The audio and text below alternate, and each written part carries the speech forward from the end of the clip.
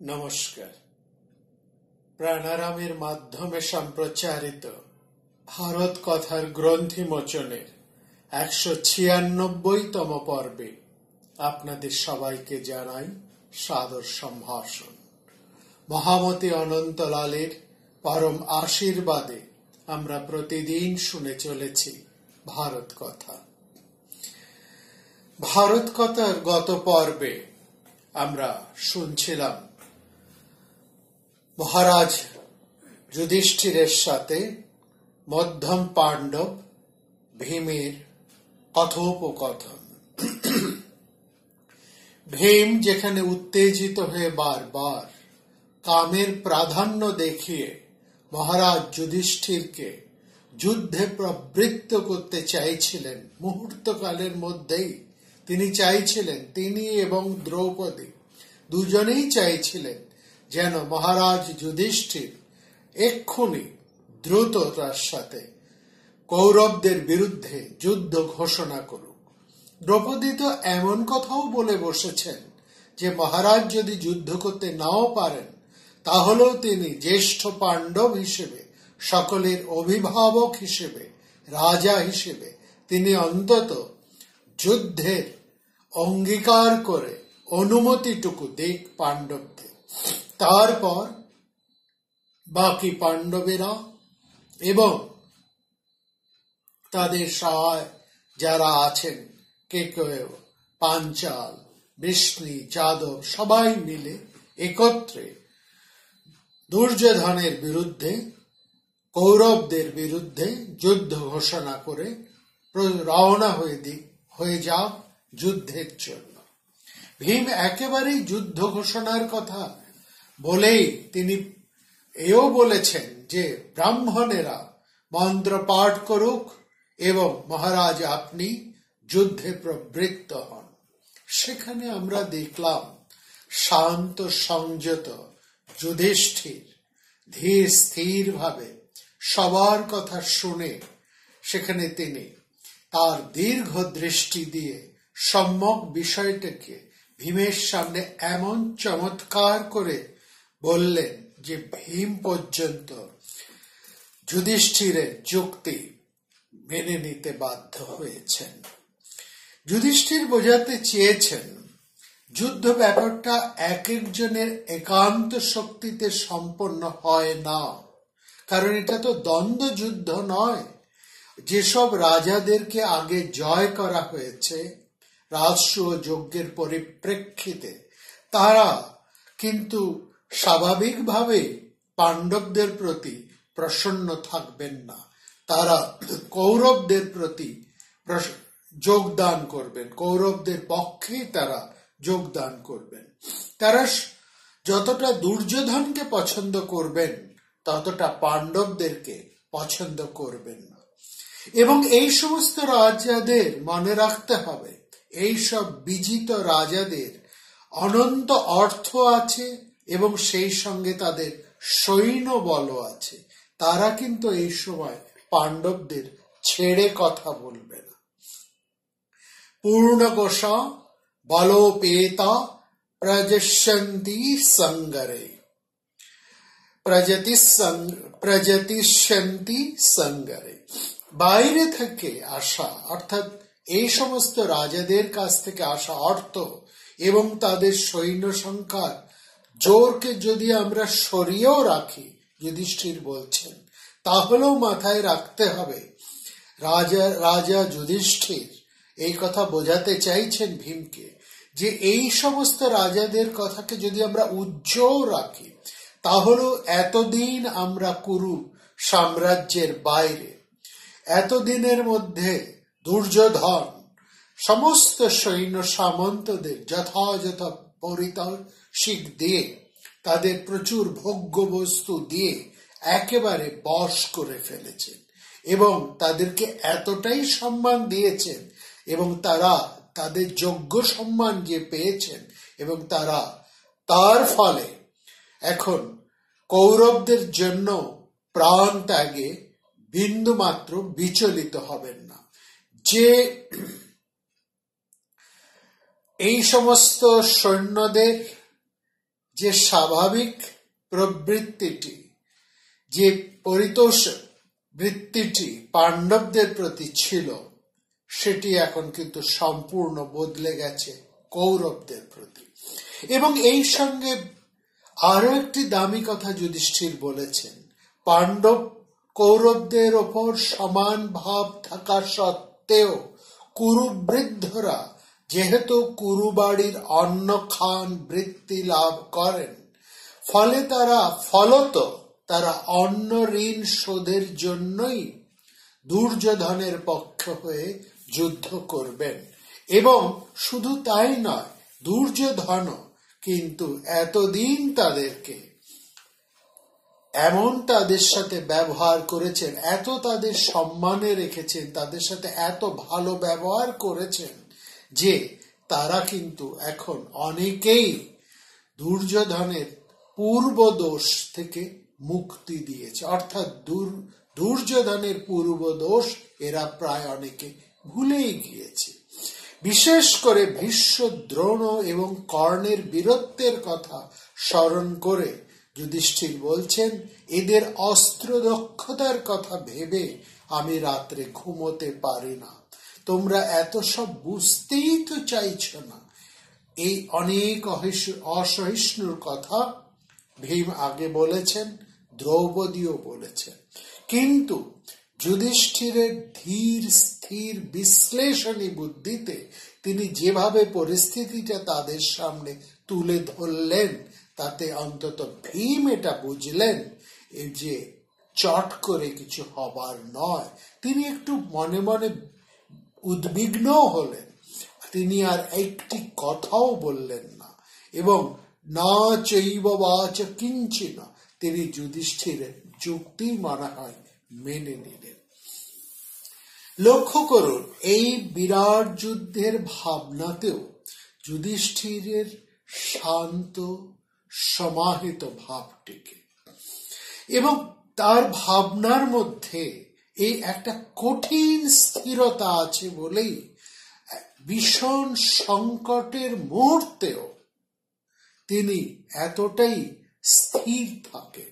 তার মানসিক স্থৈর্যটা এত বেশি যে তিনি সমস্ত সংকটে, সমস্ত বিপদে তিনি এতটাই স্থির থাকেন বলে তাকে কিন্তু যুধিষ্ঠির অর্থাৎ যুদ্ধে, সংকটে, মানসিক অবস্থাতে, মানসিক চরম উত্তেজনার মুহূর্তেও তিনি এতটা স্থির থাকেন বলেই যেন তাকে যুধিষ্ঠির বলে ডাকা হয়েছে।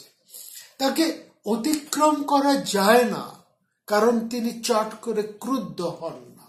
অন্তত ক্রোধ হলেও তিনি সে ক্রোধের বিকার প্রকাশ করেন না। তিনি দ্রৌপদীর, ভীমের মর্যাদাক্রান্ত তিরস্কার শুনেও লক্ষ্য করুন, তিনি কিন্তু তাদের মনোভাব সমবেদনায় স্বীকার করেছেন। তাদের সহমত হননি, কিন্তু তাদের প্রতি ক্রুদ্ধ হননি। তিনি সঠিক পরিস্থিতিটা তাদেরকে উপযুক্ত যুক্তি দিয়ে এতটুকু মানসিক স্থৈর্য নষ্ট না করে, কোনো মানসিক বিকৃতি প্রকাশ না করে, কোনো রাগ প্রকাশ না করে তিনি তাদেরকে পরিস্থিতিটি ঠিকভাবে বুঝিয়ে দেখতে পাচ্ছেন। অর্থাৎ যুধিষ্ঠিরের এই দেখাটুকু ভীমের পছন্দ না হলেও তিনি কিন্তু যুধিষ্ঠিরকে এই মুহূর্তে একেবারেই অতিক্রম করতে পারছেন না, তাকে মানতেই হচ্ছে। এবং যুধিষ্ঠিরের এই বিপন্নতার মধ্যে, অর্থাৎ যুধিষ্ঠির যখন নিজেদের বিপন্ন অবস্থাটাকে তুলে ধরতে পেরেছেন সঠিক সময়ে, সঠিকভাবে, যুধিষ্ঠির বুঝতে পাচ্ছেন যে পাণ্ডবরা এখন কতটা বিপন্ন, সমস্ত দিক দিয়ে পাণ্ডবেরা কতটা সত্যি সত্যি দুর্বল। এবং এই দুর্বলের অবস্থাটি যুধিষ্ঠির যতটা সঠিকভাবে বুঝতে পেরেছেন, অন্যান্যরা সেটা হয় বুঝতে পারেননি। এবং পারেননি যেমন এটা সত্যি, সেটা সেই বিপন্নতার মধ্যে যুধিষ্ঠির কিন্তু ভীষণ মনোবেদনায় আক্রান্ত হয়েছে। এমন আমাদের যদি আমরা বুঝি যে যুধিষ্ঠির যুদ্ধ করতে ভয় পাচ্ছেন, তিনি তার সাম্রাজ্য উদ্ধার করতে চাইছেন না, এমনটা নয়। যুধিষ্ঠির কিন্তু বাস্তব পরিস্থিতিটাকে সত্যিকার ভাবে উপলব্ধি করে তিনি ভীষণ বিপন্ন হয়ে উঠেছেন। আর যুধিষ্ঠিরের এই বিপন্নতার মুহূর্তে দ্বৈত বনে উপস্থিত হলেন ব্যাসদেব, বিশাল বুদ্ধি ব্যাস। তিনি এরকম মাঝে মাঝে আমরা দেখি পাণ্ডবদের ভীষণ জীবন সংকটের মধ্যে, তাদের ধর্ম সংকটের মধ্যে, দুটি সংকটে, যখন তাদের বিভিন্ন সময় সংকট এসেছে জীবনে, সেই একচক্রা গ্রামে, কিংবা তাদের ওই আগুনে পুড়িয়ে মারার সময়, কিংবা কিছুদিন আগে আমরা দেখেছি তারা যখন অন্যায় পাশা খেলায় হেরে বনে এসেছেন, কিংবা এই ভীষণ একটা মুহূর্তে যখন যুধিষ্ঠির বুঝতে পারছেন পাণ্ডবেরা রাজনৈতিক, সামরিক, আর্থিক সমস্ত শক্তিতে কতটা দুর্বলেন, তাদের এই প্রবল বিপন্নতার সময়, এবং সেই ধর্ম সংকট, সেই দ্রৌপদীর বিবাহের সময় 5 ভাই মিলে বিয়ে করতে চাইছেন দ্রৌপদীকে একটা সামাজিক প্রথার বাইরে গিয়ে, সেই যে ধর্ম সংকট এসেছিল, সেই ধর্ম সংকটের সময়, অর্থাৎ পাণ্ডবদের যখন যেমন সংকট এসে উপস্থিত হয়েছে, আমরা সেখানেই দেখেছি মহামতি ব্যাসদেব হঠাৎ হঠাৎ এসে উপস্থিত হয়েছে। তিনি কেবলমাত্র যে পাণ্ডবদের কাছে আসেন তা নয়, তিনি অসম বুদ্ধি পুত্র ধৃতরাষ্ট্রের কাছে গিয়ে উপস্থিত হন। আসলে তিনি প্রব্রজ্যায় থাকেন এবং বিভিন্ন জায়গায় পর্যটন করতে করতে তিনি বিভিন্ন ঘটনা তার কাছে আসে। এছাড়া ধৃতরাষ্ট্রের কাছে যেমন তিনি আসেন, পাণ্ডবদের কাছে যেমন তিনি আসেন, এবং এই আশাটা তার ঘটে এইভাবে, কারণ এখানে মহাভারত বলছেন, ব্যাসদেবের কথার মধ্যে দিয়ে বলছেন, ব্যাসদেব এসে বলছেন, এই যে আমি ধ্যান যোগে তোমার মনের কথা বুঝেছি যুধিষ্ঠির, ধ্যান যোগে, তাই আমি তোমার কাছে ছুটে এসেছি। এই ধ্যান যোগ বা যোগ সিদ্ধি, এইটি ভারতবর্ষের একটি প্রাচীন যোগের সিদ্ধি।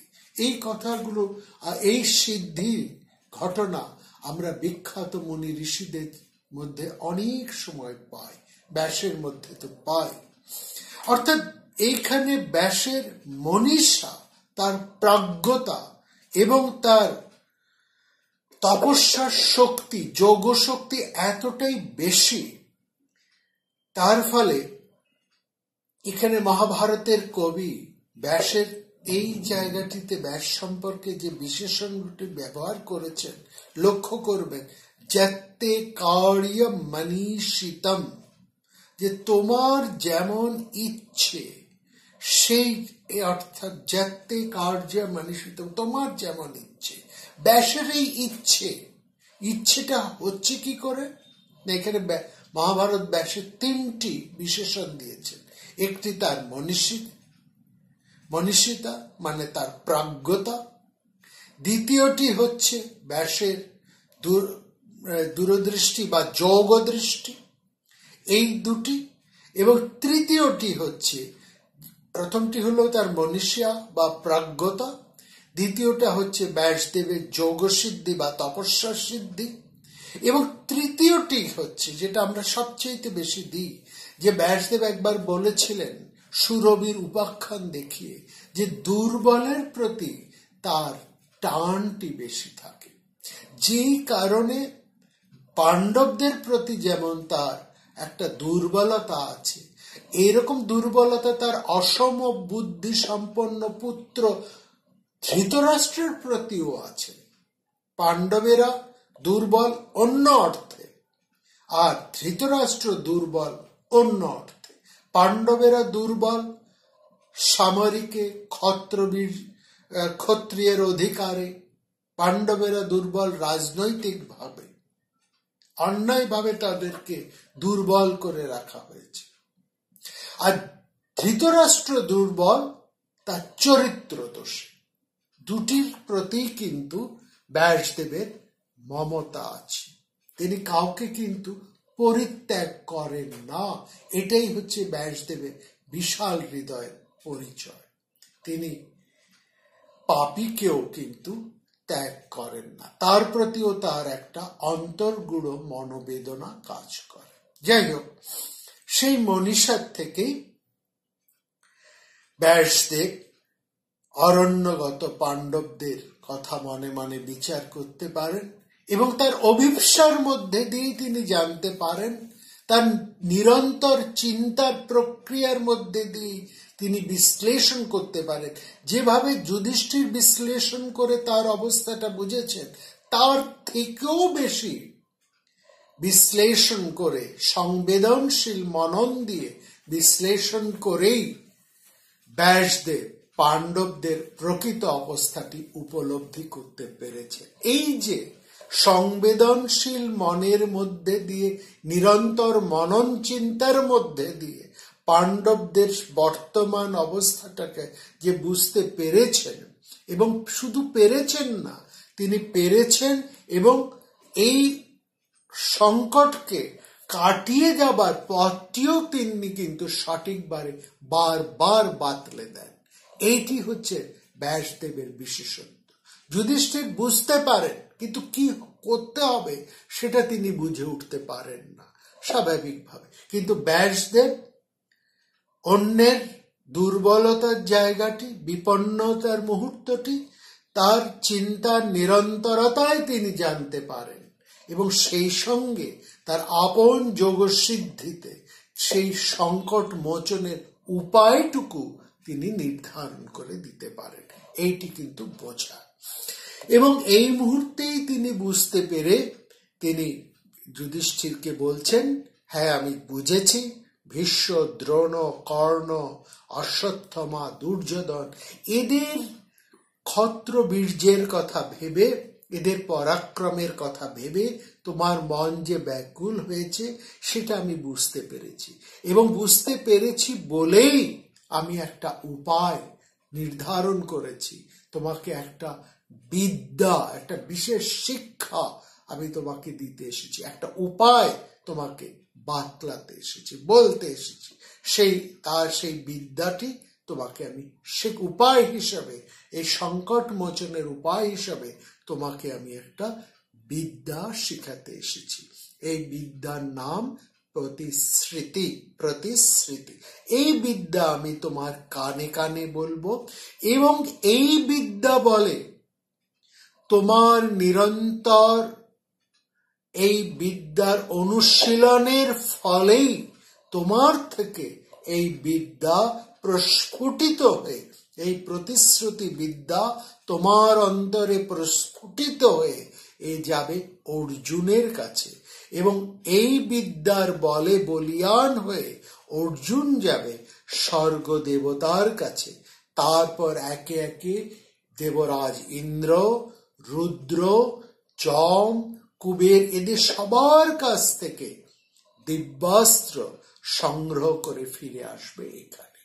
লক্ষ্য করুন, ঠিক এই কথাটি যুধিষ্ঠির কিন্তু ভীমের কাছে বলেছিলেন। বলছেন, আমাদের কাছে কি সামর্থ্য আছে? আমাদের তো একটা দিব্যাস্ত্রও নেই, বিশেষ কোনো আমাদের কাছে অস্ত্রও নেই। এই দিব্যাস্ত্রগুলো হচ্ছে এখনকার অ্যাটমিক পাওয়ারের মতো শক্তিশালী সমস্ত অস্ত্র। এটার কিছুই তো আমাদের হাতে নেই। আমরা সামান্য পেশি শক্তি আর সামান্য একটু ধনুর বাণ নিয়ে আমরা এই সমস্ত পরাক্রান্তদের সঙ্গে যুদ্ধ করব ভীষ্মের সাথে, দ্রোণের সাথে, কৃপের সাথে, কর্ণের সাথে, যারা প্রত্যেকে দিব্যাস্ত্রে বলিয়ান। আমাদের তো কোনো দিব্যাস্ত্রই নেই। এই দিব্যাস্ত্রটি প্রদানের কথাই কিন্তু দেখুন, এরা যাতে পাণ্ডবেরা কি করে সেই দিব্যাস্ত্র লাভ করতে পারে তার উপায়টি কিন্তু মহামতি ব্যাসদেব বলে দিলেন। কিন্তু এই দিব্যাস্ত্র কিভাবে আসবেন, আরেকটা জিনিস লক্ষ্য করুন। এখানে বলছেন এই দিব্যা তোমাকে, তোমার কানে কানে আমি প্রতিশ্রুতি বিদ্যার মন্ত্র দান করব।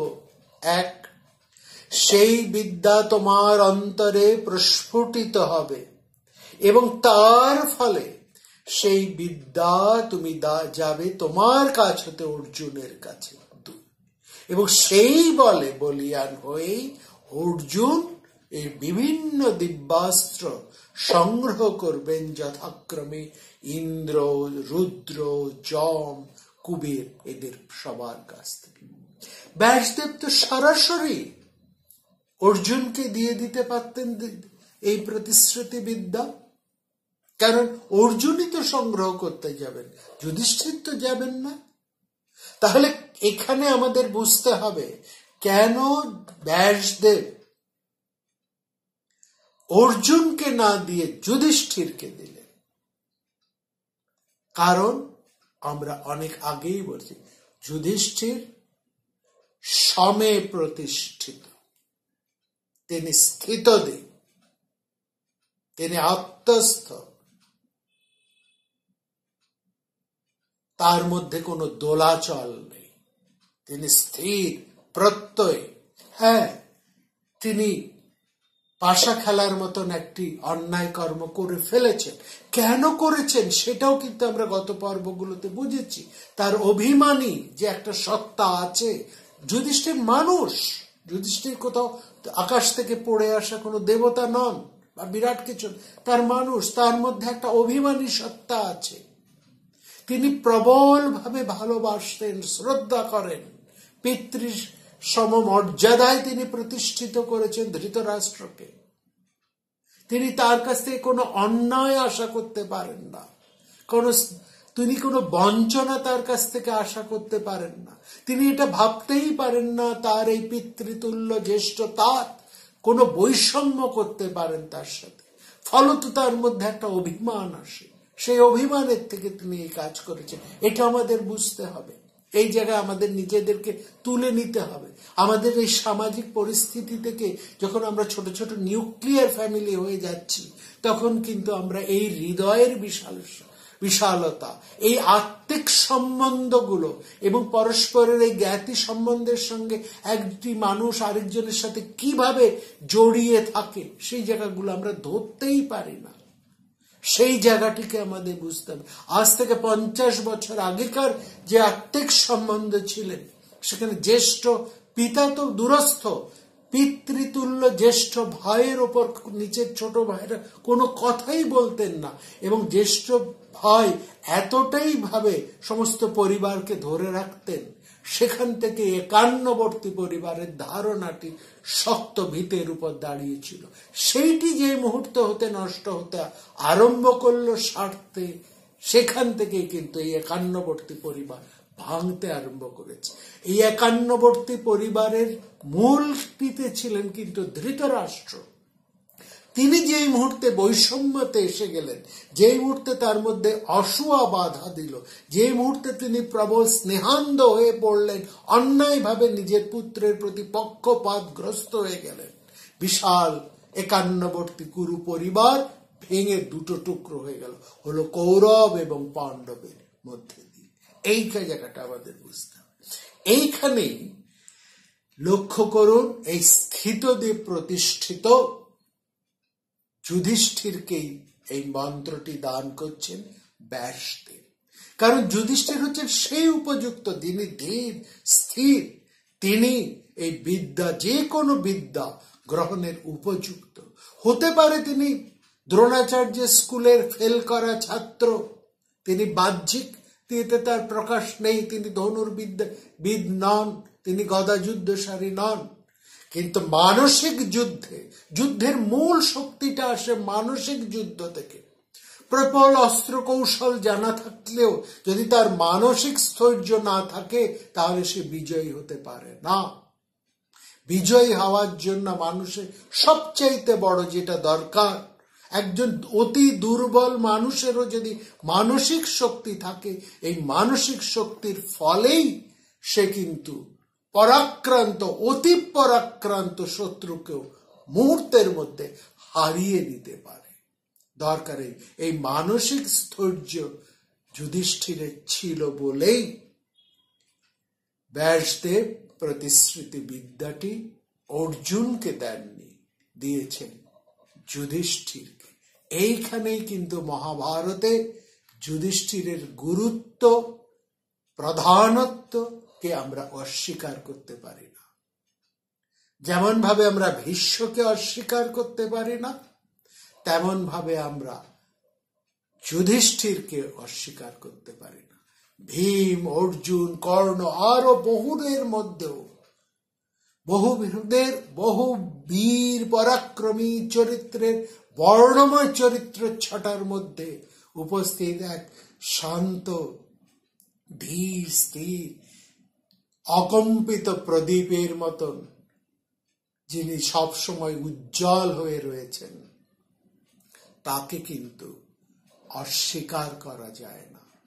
তাকে আমরা ভুল বুঝি, আবার তার কাছেই আমাদের ফিরে আসতে হয়। এখানেই যুধিষ্ঠিরের মহত্ব।